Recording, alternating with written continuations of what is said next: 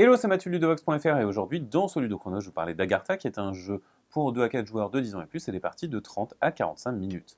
Dans ce jeu, vous allez incarner un clan de vikings qui va partir en exploration, qui peut renforcer également son village, tout ça pour gagner le plus de points de victoire.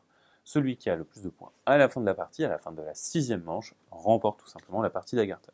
Chaque joueur va avoir son plateau de clan, mais va également avoir 3 jetons d'enchères à sa couleur. Ces jetons ont des valeurs allant de 1 à 3 et des pouvoirs.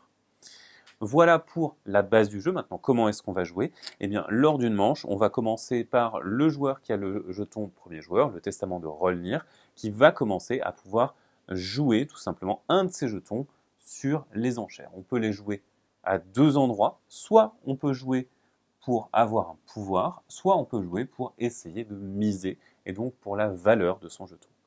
Attention, vous voyez qu'ici, on a un certain nombre de plaquettes, et donc on va pouvoir essayer de récupérer des lots de cartes particuliers. Je consulte mes jetons, je choisis de jouer ce jeton-ci pour son pouvoir. On joue toujours nos jetons face cachée, ils seront révélés par la suite. Le joueur suivant consulte ses jetons, va en placer un pour essayer de récupérer cette enchère, et le joueur d'après essaye de contester cette enchère. On verra s'il réussit à le faire ou pas. C'est à nouveau à mon tour, et je vais alors jouer un jeton ici. On continue comme ça jusqu'à ce que tous les joueurs aient joué tous leurs jetons.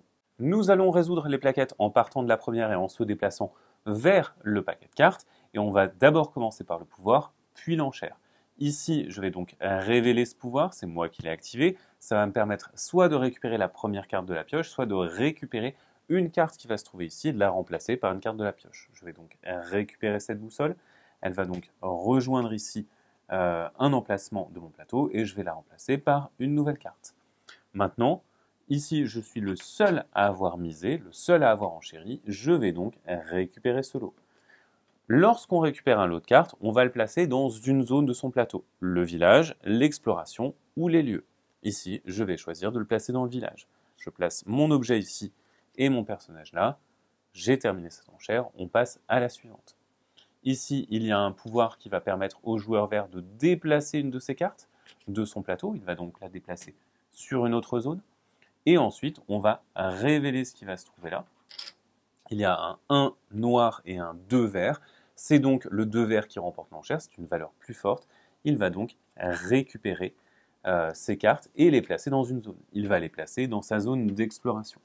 À quoi sert cette zone d'exploration? Eh bien, vous pouvez voir que nous avons 3 explorations qui sont disponibles et qui sont disponibles une seule fois chacune dans la partie. Ici, on va pouvoir dépenser 2 lieux et 2 personnages de la zone d'exploration pour gagner 5 points. Et le joueur va faire ceci, il va gagner un jeton 5 points de victoire. Ces cartes sont défaussées et en plus, à chaque fois qu'on réalise une exploration, le joueur qui a réalisé une exploration va pouvoir récupérer une carte et il va donc récupérer une carte de la pioche ou d'un des emplacements ici.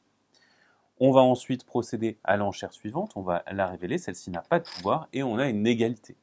Lorsqu'on a une égalité, si l'égalité concerne le joueur qui a le testament de Rolnir, c'est lui qui la remporte automatiquement. Si le joueur ayant le testament n'est pas impliqué dans l'égalité, c'est le joueur qui a placé son jeton en premier qui va récupérer une carte en premier. Ici, je suis impliqué dans l'égalité, j'ai le jeton testament, je vais donc gagner cette égalité et récupérer ces 2 cartes. Je vais les placer ici dans ma zone de lieu. Pour la suite, les joueurs vont terminer les enchères, ils vont récupérer les cartes qui leur viennent et une fois qu'on a terminé toutes les plaquettes, eh bien c'est la fin de la manche, on va récupérer ces jetons d'enchères et ensuite on va remplir les plaquettes avec de nouveaux lots de cartes. Maintenant, on va passer le jeton testament au joueur suivant et on va faire ça un total de 6 fois, un total de 6 manches et à la fin de la 6e manche, on va compter les points. Attention, il y a des cartes que vous allez devoir déplacer puisque vous allez récupérer des lots de cartes que vous ne pouvez mettre que dans les lieux ou dans les villages ou dans l'exploration. Parfois, un lot ne vous arrangera pas entièrement et vous aurez des cartes qui n'appartiennent pas totalement à ce lot. Par exemple, nous avons des amulettes sacrées et ces amulettes sacrées, vous devez les déplacer dans la zone d'amulettes sacrées pour qu'elles marquent des points, qui est une zone dans laquelle on ne peut pas mettre de cartes de base. Et donc pour ce faire, eh bien, vous avez des effets particuliers, par exemple cet effet-ci du jeton 1 qui va vous permettre de déplacer, mais également lorsque vous atteignez un certain nombre de villageois ici, eh bien, vous allez pouvoir les déplacer, les mettre dans votre zone village pour gagner des points, pour obtenir des effets de déplacement supplémentaires. Ce qui va vous permettre notamment de déplacer certaines cartes. À la fin de la partie, vous allez totaliser votre score et vous avez pas mal de choses qui vont vous donner des points, en plus des points que vous aurez acquis dans la partie, grâce à ces effets de village et grâce aux effets d'exploration. Tout d'abord, nous allons avoir les lieux. Les lieux demandent des lieux identiques pour chaque série de lieux, mais il faut également avoir une boussole pour bénéficier de ce scoring. Plus vous marquez des points avec des lieux, plus vous avez des lieux ouverts, plus vous marquez de bonus de points. Pour le village, vous allez compter chaque paire de villageois que vous avez ici dans cette zone-là, et elle va marquer un point pour chaque objet que vous aurez récupéré.